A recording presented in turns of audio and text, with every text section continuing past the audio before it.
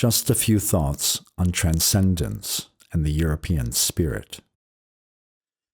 It seems like we've been transcending for a very long time. Trans meaning across or beyond, and scandere meaning to climb.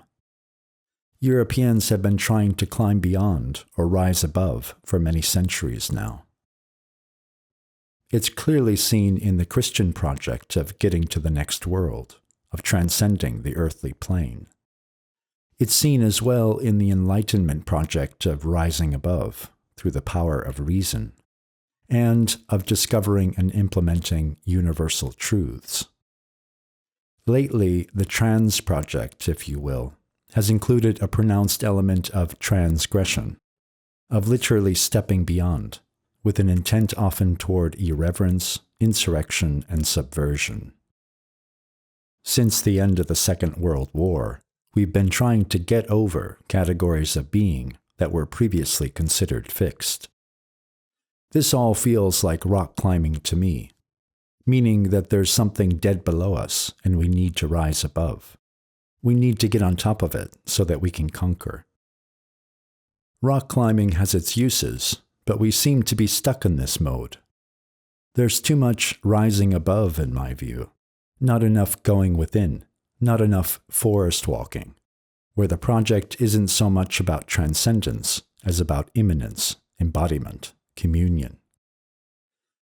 There, it's not about dead earth that you're trying to get on top of, and I'm not just talking about eco stuff here.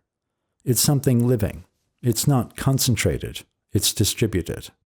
And value is placed on the relations, not just the objects. The gods are in the gaps, if you will.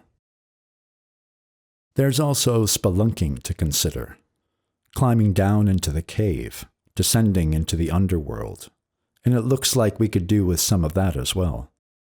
Not just circumspection or introversion, but a kind of psycho-archaeological exploration and excavation, a subscendence of the spirit that uncovers past forms of knowing and being.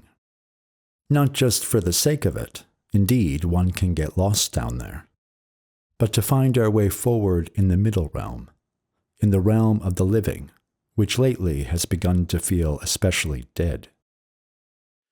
We seem to be stuck in thinking that in order to progress, we need to transgress, even as we're running out of things to climb over, and using up a lot of resources in the process, natural, human, cultural, and otherwise.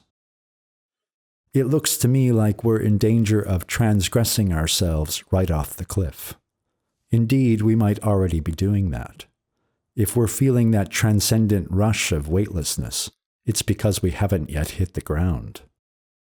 We'd do better, I think, if we could move away from the rocks and get into the trees. Less transgressing, more ingressing.